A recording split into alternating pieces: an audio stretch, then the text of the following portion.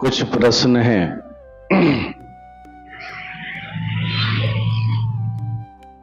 जिनका एक एक करके उत्तर देने का प्रयास करूंगा। पहला प्रश्न है कि ये सिद्धि दिवस क्या है? तो बड़ा ही छोटा इसका उत्तर है, सटीक है तो बहुत ही बड़ा विशाल, लेकिन गुरु महाराज ने इतना सरल तरीके से इसे रख दिया है कि देखने में छोटा प्रतीत होता है।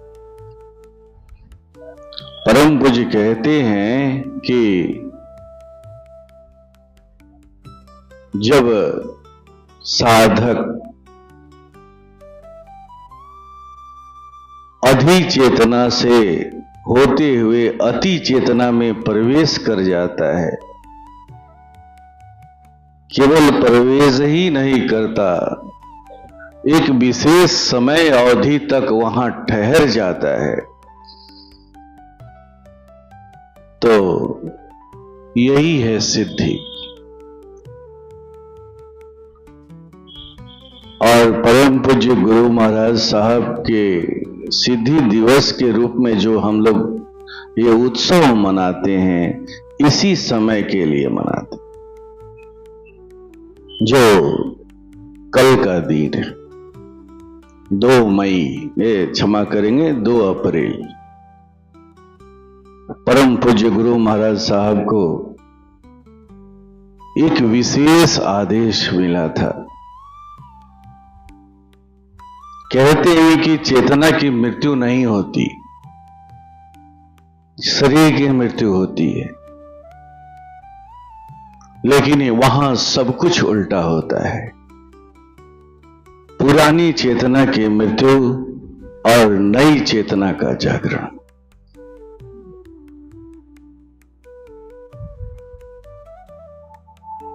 हम लोग इसी अवसर पर इस सिद्धि दिवस को मनाते हैं। जैसा कि परम पूज्य ने अपनी चीजों को तब से अब तक में व्यक्त किया है। दूसरा है, कुछ बच्चे कल प्रश्न कर रहे थे कि गुरु की क्या जरूरत है।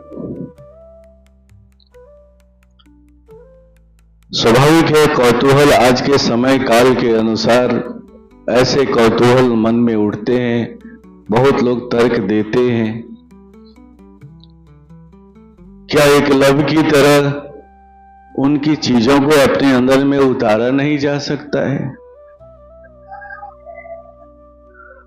तरह तरह से क्या जरूरत है सत्संग में जाना, घर में बैठ करके भी इस काम को किया जा सकता है। तो आइए थोड़ा सा इस पर भी विचार करते हैं कि गुरु क्यों जरूरी है, सत्संग क्यों जरूरी है, और जो भी विषय रखेंगे अपने अनुभव के आधार पर रखेंगे, सैद्धांतिक बातों के आधार पर नहीं।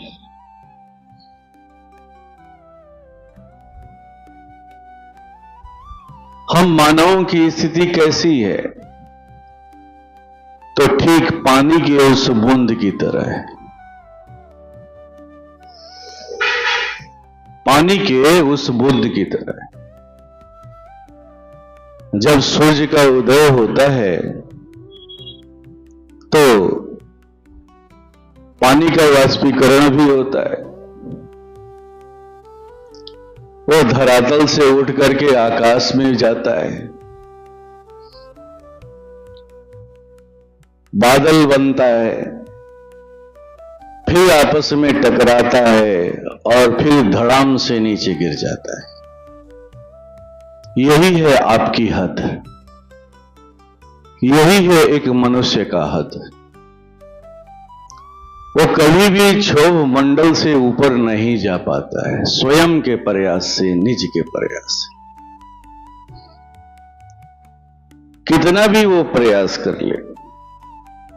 कहा ना कि उसकी औकात कैसी है, तो पानी के बूंद की तरह। वाष्पीकरण भी हो गया, सूक्ष्मीकरण भी हो गया, आकाश की गगनचुंबी ऊंचाइयों तक भी चला गया, लेकिन कभी भी वो क्षोभ मंडल से ऊपर नहीं पार कर पाता है। फिर धड़ाम से वो नीचे चला आता है। यही होता है जब जीवन में गुरु नहीं होता है। आपका निज प्रयास यहीं तक आपको ले जा सकता है। आपने नाम सुना होगा वृत्ति।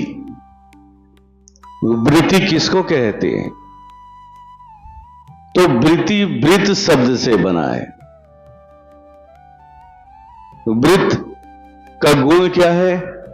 तो जहां से वो शुरू होता है, घूमते घुमाते फिर उसी बिंदु पर आकर के मिल जाता है। उस बंधन को वो तोड़ नहीं पाता है। वो जहां से शुरू होता है वहीं पर आकर के फिर मिल जाता है। ठीक ऐसे ही हम मानव भी हैं। हमारी आदतें भी ऐसी हैं। कितनी भी हम ऊंची ऊंची बातें कर लें, कितने भी निज का प्रयास कर लें, बातें अच्छी लगती हैं, लेकिन सच्चाई यही है कि बिना गुरु के हम उस वृत्ति के बंधन को तोड़ नहीं सकते। चलते जहां से हैं वहीं पर आकर के घूम फिर करके पहुंच जाते। इसलिए इस बंधन को अगर तोड़ना है, उस क्षोभ मंडल से ऊपर अगर जाना है, तो गुरु की परम आवश्यकता है, क्योंकि वही है जो एक बार आपको वहां पहुंचा सकता है। उसका बोध करा। बार बार कहा जाता है ना कि गुरु का चरित्र कैसा है, तो गुरु प्रशांतम भवभीत नाशम विशुद्ध बोधम कलुष पापहारम आनंद रूपम नैना विरामम श्री सत्य देवम नितराम। वो विशुद्ध बोध कराने वाला। और जब विशुद्ध बोध हो जाता है तो क्षोभ मंडल से आप ऊपर उठ जाते हैं। उस क्षोभ मंडल से आप ऊपर उठ जाते हैं। वृत्तियों के बंधन को आप तोड़ देते हैं, ऊपर निकल जाते। तो ये है गुरु। मैं अपनी एक घटना बताता हूं। हम लोगों का परिवार शुरू से ही सत्संगी परिवार रहा। सौभाग्य की बात है कि हम लोगों को जन्म से ही सत्संग मिला, क्योंकि पिता भी इस रास्ते पर थे, गुरु महाराज भी इस रास्ते पर थे, घर के अन्य सदस्य भी, भाई बहन जो भी हैं, अपने अपने तरीके से सभी इस रास्ते पर थे। और आगे चल करके जब पूज्य गुरुदेव की भूमिका सत्संग में और गहरी जब हुई, तो कई बार वो हम लोगों को इसमें सहायक के रूप में इस्तेमाल किया करते थे। बड़े बड़े सत्संग का वो आयोजन करवाते थे। उसमें कई बार वो हम लोगों को अहम भूमिका देते थे। चाहे वो डालमिया नगर का सेंट्रल का भंडारा रहा हो, चाहे वो बक्सर का नगर भवन का गुरु पूर्णिमा का आयोजन रहा हो, राजगीर का आयोजन रहा हो, हर कार्यक्रम में एक विशेष भूमिका देते थे। और सच्चाई यही है कि इन भूमिकाओं को निभाते हुए भी, उनके बहुत करीब रहते हुए भी हमारा ध्यान नहीं लगता था, ध्यान नहीं हो पाता। कई कई बार मैं देखता था कि गुरु महाराज साहब के पास बहुत लोग आते थे, बैठते थे, वो उन्हें ध्यान कराते थे और वो खुशी खुशी लौट जाते थे। लेकिन मेरे अंदर में हमेशा एक कोने में क्षोभ रहता था कि सत्संग का काम तो हम लोग करते हैं, सेवा का कार्य तो करते ही हैं, वो जैसा चाहते हैं करते हैं, लेकिन ध्यान नहीं हो पाता। लोगों की अनुभूतियों को सुनते तो बड़ा ही दुखी होते, अपने आप को जब देखते। इस तरह से न जाने कितने वर्ष बीत गए, कितने वर्ष बीत। निज का प्रयास तो मेरा था, जैसा कि मैं उदाहरण दिया ना कि हमारी औकात क्या है, तो उस बूंद की तरह वो निज के प्रयास से ज्यादा जाएगा तो कहां जाएगा? थोड़ा सा सूक्ष्मकरण हो जाएगा, वो स्थूलता टूटेगी, थोड़ा सा सूक्ष्म हो गया, वो हवा के रूप में बदल गया, वाष्प के रूप में बदल गया, लेकिन है तो वो क्षोभ मंडल के नीचे ही है।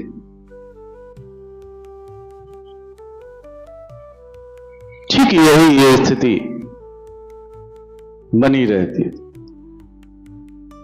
और एक दिन की बात है, जब वो बक्सर में रहने लगे थे, कुछ दिन दिल्ली रह करके मीरा के यहां रह करके वो आए थे। वहां भी उन्होंने किसी विशेष प्रयोजन से ही वो गए थे और प्रयोजन सिद्ध करके वहां से आए थे। मैं सुजानपुर में था, उन्होंने खबर दिया कि आओ, मेरे यहां कुछ काम है। मैं बक्सर आया। फिर थोड़ी देर के बाद उन्होंने कहा कि मैं तुम्हें एक विशेष क्रिया दूंगा। और जैसा कि आप लोग जानते ही हैं, यही वो समय था जहां उनके अंदर में दीक्षा प्रविधि का आदेश उन्हें मिला था। जैसा कि उन्होंने चर्चा भी किया है, इसी सिद्धि दिवस के अवसर पर उन्हें ये आदेश मिला था। तो इसी क्रम में वो बहुत सारे लोगों को ये कार्य से जोड़ रहे थे और उन्होंने बुलाया और कहा कि बैठो। और उन्होंने जो दीक्षा की प्रक्रिया है वो पूरी की मेरे साथ। लेकिन सच्चाई यही है कि उस समय जो मुझे उन्होंने बैठाया, उस समय में कोई विशेष अनुभूति नहीं, बस एक सामान्य सा, जैसा कि उन्होंने मुझे बताया था मैं उसका पालन करते रहा। थोड़ी देर के बाद उन्होंने कहा कि ठीक है अब जाओ। मैं चला गया। बगल वाले कमरे में मैं रहा करता था।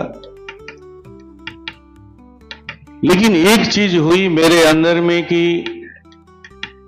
जो मंत्र दीक्षा उन्होंने दी, और जैसे ही मैं उस कमरे से बाहर निकला तो हमारे शरीर में एक कंपन शुरू हो गया, जो हमेशा बना हुआ था। जैसे लग रहा था कि कोई थ्रिलिंग हो रही है, कोई कंपन हो रहा है। और ये कंपन धीरे धीरे घनीभूत होने लगा और रात्रि 11 बजे बाध्य कर दिया बैठने के लिए। मेरा कोई अपना निज का प्रयास नहीं था, कोई निज का प्रयास, वो बाध्य कर दिया और मैं बैठने के लिए मजबूर हो गए। और बैठा तो एक अजीब घटना घटी। कई बार मैं इस घटना का जिक्र भी किया हूं, थोड़ा सा यहां भी मैं इसे रख देता हूं।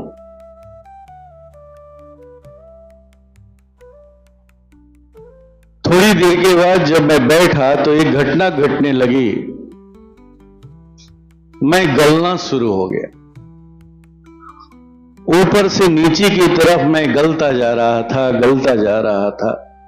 ठीक ऐसी इस तरह से गल रहा था जैसे कोई मोमबत्ती जलती हो और उसका मोम पिघल पिघल करके गिरता है, वैसे ही मैं गिर रहा, अनुभव कर रहा था कि ये जो मांस के टुकड़े हैं, जो लोथड़ा है, वो टूट टूट करके गिरता जा रहा। गिरते गिरते थोड़ी देर, ये क्रिया इतनी तेजी से हो रही थी कि मैं उसे चाह करके भी रोक नहीं सकता था। अनुभूति कहती है कि ये क्रिया ठीक वैसे ही हो रही थी जैसे रॉकेट बम में जब आग लगाते हैं तो वो मौका नहीं देता है, सड़ से उड़ जाता है। ठीक वैसे ही हो रहा था, उतनी ही तीव्र गति से हो रहा। जहां कोई बुद्धि, कोई विवेक, कोई मन का पसारा काम नहीं कर रहा था, मेरे पकड़ से बाहर था। मैं चाह रहा था कि इसे रोकूं, क्योंकि घबरा भी रहा था। मैं मर रहा हूं, अब मर जाऊंगा, अब तो शरीर गल के खत्म हो जाएगा। और थोड़ी देर के बाद सचमुच मैं पूरी तरह से गल जाता हूं, और गलने के बाद एक नई चीज सामने आती है। एक गोलाकार अंडाकार आकृति जिसमें हल्का हल्का प्रकाश निकल रहा है, फैल रहा है। सारी मेरी घबराहट गायब हो जाती।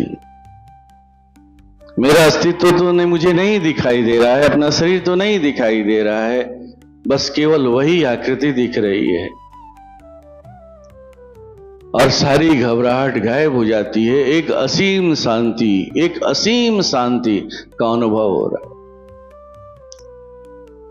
फिर एक कौतूहल उठता है, ये क्या है? एक आवाज आती है, यही है तुम्हारी चेतना, तुम्हें इसी को प्राप्त करना है। उसकी अनुभूति ऐसी ही है, यही आवाज आती। लेकिन जैसे ही मैं विचारों में आता हूं, पुनः वो दृश्य हट जाता है, खत्म हो जाता है, और मैं होश में आता हूं तो देखता हूं कि शरीर से पूरा पसीना से तरबतर हूं, पूरे कपड़े भीग चुके। आपको मैं सच बताऊं कि उस दिन के बाद मेरा ध्यान लगना शुरू हुआ।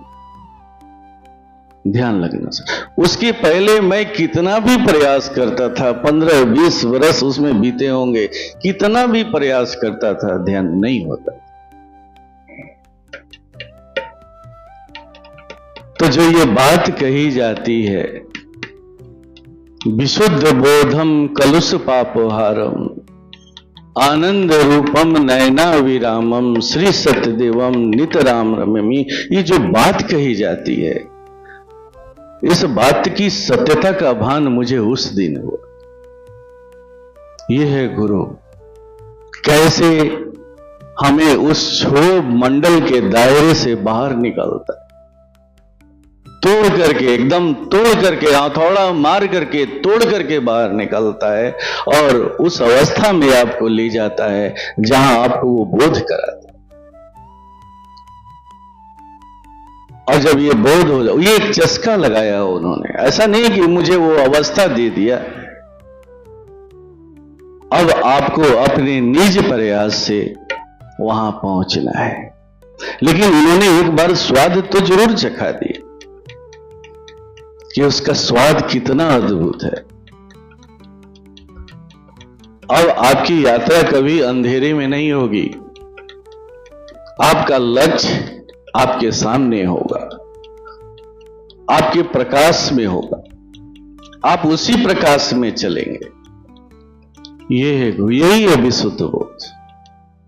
जब विशुद्ध बोध हो जाता है, गुरु करा देता है, तो नजरें ठहर जाती हैं, रुक जाती हैं, उसकी तलाश समाप्त हो जाती है।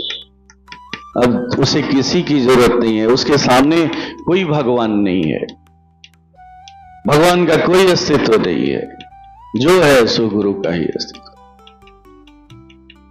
अगर किसी महापुरुष ने यह बात कही है तो बहुत ही सही कही है। इसीलिए मैं कहा कि मैं इसे अपने अनुभव के आधार पर कहूं, अपने अनुभव के आधार। और गुरु यही विशुद्ध बोध कराता है। तो यही है उस प्रश्न का उत्तर कि गुरु का होना आपके जीवन में कितना जरूरी है, वरना आपका पूरा जीवन बीत जाएगा, आप अपने वृत्तियों को कभी नहीं तोड़ पाएंगे, वृत्तियों से कभी नहीं ऊपर उठ पाएंगे। थोड़ा सा ऊपर उठने का आनंद ले लेंगे, थोड़ा सा हल्का हो जाएंगे जरूर, जैसे पानी का बूंद थोड़ा सा हल्का हुआ तो बाष्प बना। लेकिन सच्चाई यही है कि उस मंडल को तोड़ करके आप उससे ऊपर नहीं निकल पाए, नहीं जा पाएंगे, पूरा जीवन यही बीत। इसीलिए गुरु की जरूरत है और सत्संग की जरूरत।